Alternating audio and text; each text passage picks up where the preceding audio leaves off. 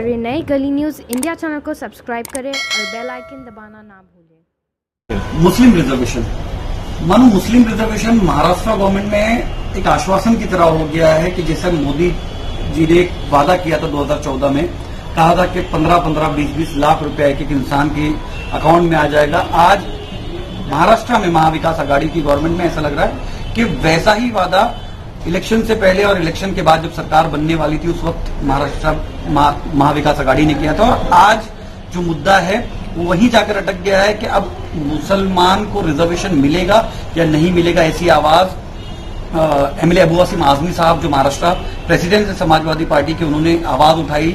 और कल जो कैबिनेट मिनिस्टर है नवाब मलिक साहब, उन्होंने जवाब दिया कि वो अब कहीं ना कहीं खतरे में नजर आ रहा है। असीम भाई, एक सवाल यहाँ पर है कि मुसलमानों का जो रिजर्वेशन है, कई मरतबा आवाज उठाई गई कि मुसलमानों को रिजर्वेशन मिलेगा या नहीं मिलेगा। देखा गया कि महाविकास आघाड़ी ने गवर्नमेंट बनने के टाइम पर, उससे पहले भी जब बीजेपी की गवर्नमेंट थी, तब कहा था कि रिजर्वेशन मिलना चाहिए, 5% रिजर्वेशन मिलना चाहिए। अब जो है कहीं ना कहीं खतरे में नजर आ रहा है, क्या कहना चाहेंगे? नहीं, खतरे में नजर मतलब आपको ऐसा हो गया कि मिलेगा ही नहीं। देखिए, सबसे पहले मैं कहूँ कि 1936 में जी अंग्रेजों के जमाने में साइमन कमीशन बना जी, और साइमन कमीशन की सिफारिश के ऊपर तमाम वो लोग जो दबे कुचले थे, निचली जात के थे, चाहे किसी जात किसी धर्म के, उन सबको 35% रिजर्वेशन मिला था। यह मुसलमान शामिल था। और 1949 तक इसका उसको बिल्कुल उसका रिजर्वेशन जो चलता रहा, उसको मुसलमानों को भी रिजर्वेशन मिलता रहा। लेकिन 10 अगस्त 1950 को जवाहरलाल नेहरू साहब, हमारे पहले जो वजीर आजम थे, उन्होंने, और हमारे सबसे पहले जो होम मिनिस्टर थे सरदार वल्लभ भाई पटेल ने एक बहुत समाना लिखा, बहुत मतलब कॉमनल लेटर लिखा सबसे पहले राष्ट्रपति राजेंद्र प्रसाद जी को कि अगर रिजर्वेशन इस मुल्क में किसी को मिलेगा तो वो हिंदू को मिलेगा। मैं ये लफ्ज इस्तेमाल कर रहा हूं जी, और किसी को नहीं मिलेगा। और उस लेटर को उन्होंने एक्सेप्ट कर लिया और उसके ऊपर यह हो गया कि मुसलमानों का रिजर्वेशन खत्म हो गया। क्रिश्चियन का, सिख का, जैन का और बुद्धिस्ट का, इन सब का रिजर्वेशन खत्म हो गया।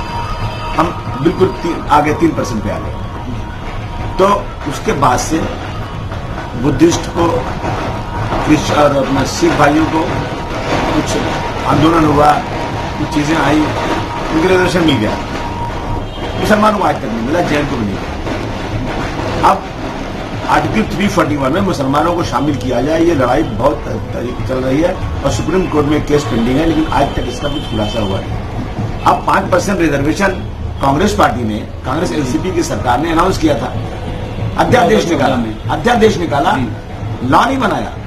अगर चाहते तो एक दिन का स्पेशल हाउस बुला करके असेंबली में कानून पास कर देते। उनको लगा कि अब जो है ना, आने वाले दिनों में कांग्रेस की सरकार नहीं बन पाएगी, तो इन्होंने जो है मुसलमानों को और मराठियों को, मराठी भाइयों को 16%, मुसलमानों को 5% रिजर्वेशन की बात किया और उसके बाद इलेक्शन आ गया। अब 6 महीने बाद अध्यादेश खत्म हो गया, आ गई सरकार बीजेपी की। अब बीजेपी से कुछ लोग चले गए हाईकोर्ट में।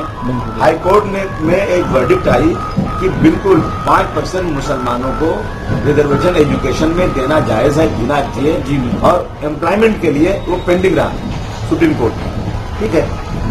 और उसके बाद जब बीजेपी सरकार आई, कांग्रेस, एनसीपी, हम सब लोग कंधे से कंधा मिलाकर सड़क से लेकर हाउस तक चिल्लाते रहे कि बीजेपी को हमारे साथ जो है तासुब बरत रहे हैं और हमारा मुसलमानों का रिजर्वेशन 5% जो हाईकोर्ट ने जायज किया है वो नहीं दे रहे। चिल्ला दे रहे हम लोग। 5 साल तक इन्होंने दिया नहीं और उनसे उम्मीद भी नहीं थी।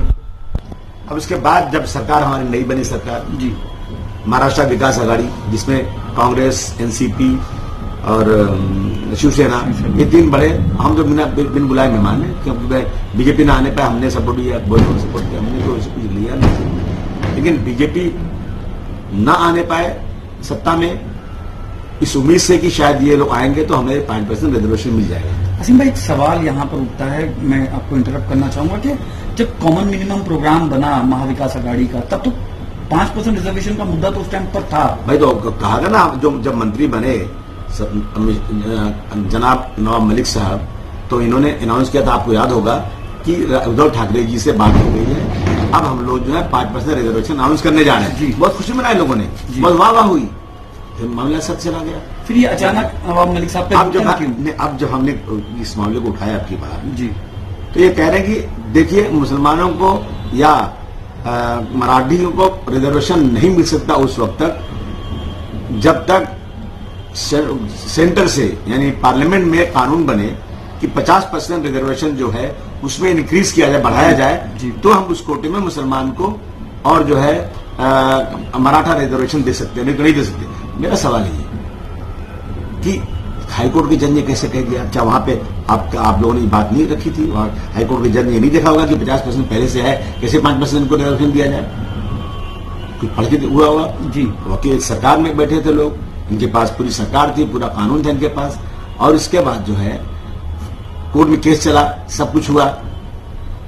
अब उसके बाद इन्होंने फिर कहा, नवाब मलिक जी का जवाब पहले भी है कि हाँ एजुकेशन में रिजर्वेशन बिल्कुल मिलेगा और चालू रहेगा इंशाल्लाह। ऐसा यू टर्न की बात कही जा रही है कि नवाब मलिक साहब ने खुद कहा था महाविकास अघाड़ी, वही कह रहा हूँ जी, हाँ। और उसके बावजूद बाद में भी ये कहा था कि रिजर्वेशन मिलेगा ही मिलेगा, लेकिन आज उनका यू टर्न क्यों समझ में नहीं आ रहा? लोग परेशान है, लोग सवाल करना चाहते हैं। ये सही है कि अगर 50% रिजर्वेशन जो है जब तक अमेंडमेंट नहीं होगा पार्लियामेंट के अंदर, सेंट्रल में बैठे हुए लोग नहीं करेंगे, उस वक्त तक नहीं मिल सकता। तो फिर इतने दिनों से क्यों कहा जा रहा था कि मिलेगा? बीजेपी को हम लोग इतना चिल्ला रहे थे, बीजेपी ने आज कहा कि नवाब मलिक साहब ने तो मेरा बिल्कुल क्लियर कर दिया, मेरा चेहरा क्लियर कर दिया, हमने कोई भी तासुब नहीं बरता था, बल्कि कानून में नहीं आता इसलिए हम नहीं दे रहे थे। तो फिर कांग्रेस एनसीपी के लोग क्यों कानून लाए, क्यों चिल्लाए इन्होंने, क्यों सबको उम्मीद पर रखा? ये इसका मतलब है कि सिर्फ वोट लेने के लिए मुसलमानों को बेवकूफ बनाया जाता है। बाद में जिस तरह से 15-15 लाख की आप बात कर रहे थे कि ये जुमला था, तो मैं समझता हूँ ये जुमले ही होगा, फिर क्या होगा? इसका मतलब है लोग अब ये कह रहे हैं कि मुस्लिम लीडर्स जो है वो खामोश कहीं ना कहीं 2 साल से बैठे रहे, क्योंकि मुस्लिम लीडर्स कहीं ना कहीं रिजर्वेशन का आश्वासन दे रहे थे, और आज ऐसा हो गया है कि कांग्रेस में जो मुस्लिम लीडर्स है और बाकी पार्टियों में मुस्लिम लीडर है, वो उनकी कहीं आवाज नहीं उठी, सिर्फ एमएलए अबू आसिम आजमी की आवाज उठी। देखिए ऐसा है भाई साहब, हमारी वैल्यू नहीं कुछ है, समझ लीजिए। आज तो हम ऐसा हो गए हैं पॉलिटिक्स में कि हम किसी पार्टी के साथ स्टेज पर खड़े हो जाए ना, तो वो पार्टी कहती है कि पोलराइजेशन हो जाएगा, आप खड़े होंगे ना तो मुस्लिम चेहरा दिखेगा, तो गैर मुस्लिम हमको वोट ही नहीं देंगे। आपने देखा नहीं गुलाम नबी आजाद साहब कितने नाराज थे कि उनको स्टेज पे नहीं लाया जाता? आपने देखा नहीं कि हम तो दिल्ली में कांग्रेस इतनी बड़ी पार्टी है देश के अंदर, अहमद पटेल साहब इतने बड़े लीडर थे कि सोनिया गांधी जी से अगर प्रधानमंत्री को मिलना हो तो बिना अहमद पटेल साहब के वो गुजर नहीं सकते। बड़े बड़े मुख्यमंत्री जाकर वहां रात को लाइन लगाते थे अहमद पटेल साहब पास, लेकिन गुजरात के इलेक्शन में अहमद पटेल साहब को नहीं उतारा गया इसलिए कि पोलराइजेशन न हो जाए। आपने देखा नहीं आपकी इलेक्शन में आसाम में बीजेपी ने एक बना दिया कि अगर चाहे यहां पर अब की बार कांग्रेस को वोट मिला तो बदरुद्दीन अजमल या दाढ़ी वाले बनेंगे मुख्यमंत्री। यानी पोलराइजेशन का डर इन सारी पार्टियों, हमारा वोट सबको चाहिए लेकिन हम अनटचेबल हो गए हैं, ये हमारी बदकिस्मती है। हम अपने वोटों को हम एक साथ खड़ा नहीं करते हैं, मैं समझता हूँ ये हमारी बहुत बड़ी कमजोरी है। असमी साहब ऐसा था कि 2% तो रिजर्वेशन था 2014 में, अब 2% भी गया। अब लोग कह रहे हैं कि हमें एजुकेशन करना, जो बैकवर्ड क्लास के लोग हैं मुस्लिम्स में, वो लोग कह रहे हैं हमको पढ़ाई करनी है, हमारे पास स्कॉलरशिप की फीस नहीं होती, सारी चीजें नहीं होती। अब वो लोग परेशान है, उसका हल क्या?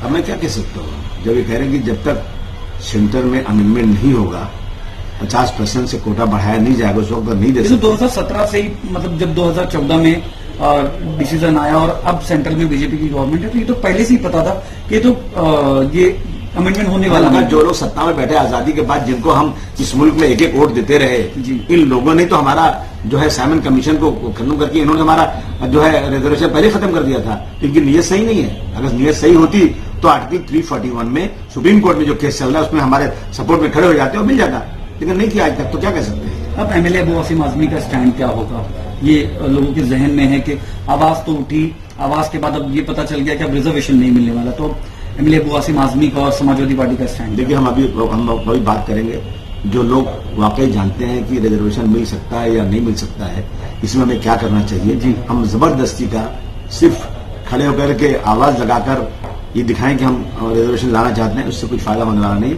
जनता को बेवकूफ बनाने की जरूरत नहीं है।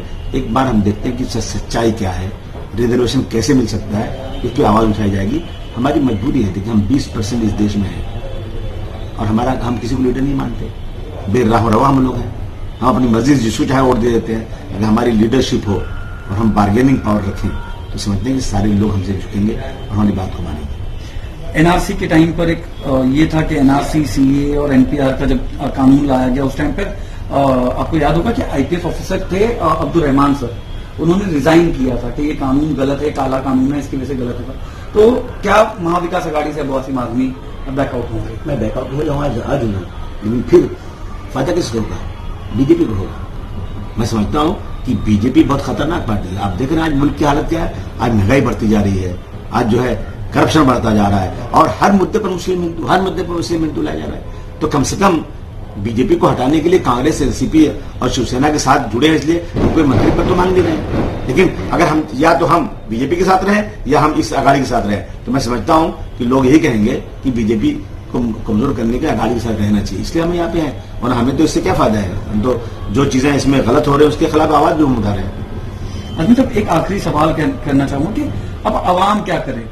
अवाम बहुत कंफ्यूजन में है कि क्या होगा अब आगे, क्या वाकई रिजर्वेशन मिलेगा या पूरी तरह ना उम्मीद हो जाए इससे? मैं तो समझता हूं कि आसार नजर नहीं आ रहे। अगर ये सच है कि जब तक 50% रिजर्वेशन में अमेंडमेंट करके और कोटा बढ़ाया ना जाए तो फिर नाउमीदी नजर आती है।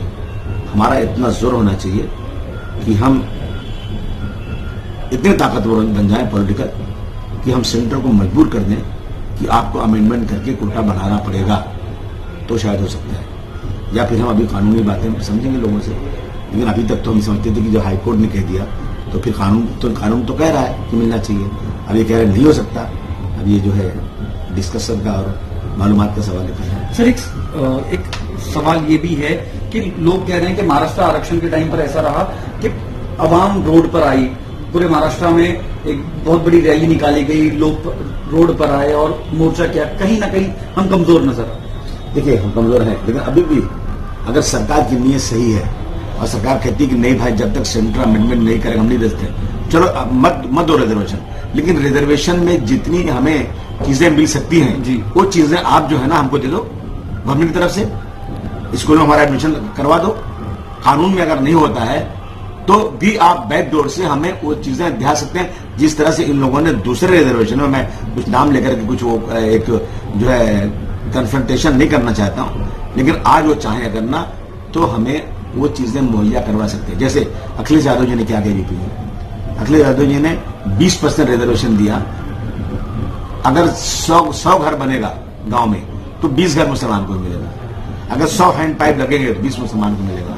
अगर चाहे 100 कंप्यूटर बचेगा तो 20 बटेगा 100 मुसलमान को मिलेगा। इस तरह से 85 आइटम में उन्होंने मुसलमानों को 20% रिजर्वेशन दिया। अच्छा मैंने समझा कि शायद ऐसे ही कहा जा रहा है, ये भी शायद जुमला तो नहीं है। मैंने उत्तर प्रदेश में एक ITI डाला, क्या बोलते हैं उसको, RTI डाला और वो निकाला मैंने। उसमें अखिलेश यादव का पक्का पूरा का पूरा ये मिला कि उन्होंने बिल्कुल दिया और बहुत जगहों पर उस पर इम्प्लीमेंट हुआ। और जहां पे कुछ मुतसिब ऑफिसर थे, फिरका परस्त थे, तो कहीं उन्होंने उसको थोड़ा ऊपर नीचे भी किया। लेकिन अखिलेश यादव की तरफ से 20% रिजर्वेशन 85 का। इसी तरह से मैं महाराष्ट्र सरकार को कहता हूँ, अगर आपकी नीयत अच्छी है तो आप कह दीजिए कि इतने आइटम में हम देंगे, हम कानून निवारा कि हम देंगे, तो उसमें कौन रोकता? कोई रोक नहीं सकता उसमें, तो इतना तो कर सकते हो आज। ये थे हमारे साथ समाजवादी पार्टी MLA अबू आसिम आजमी, जिन्होंने कहा कि वाकई रिजर्वेशन जो है, मुसलमानों का जो रिजर्वेशन था वो कहीं ना कहीं नाउमीदी की तरफ है कि नहीं मिलेगा। लेकिन कहीं ना कहीं एडवाइजर्स जो हैं और जो बाकी सारे लोग हैं उनसे एक ज्वाइंट मीटिंग कर इसके बारे में कहीं ना कहीं सोल्यूशन निकालने की कोशिश की जा रही है। अबरार चौधरी, दिल्ली न्यूज, मुंबई।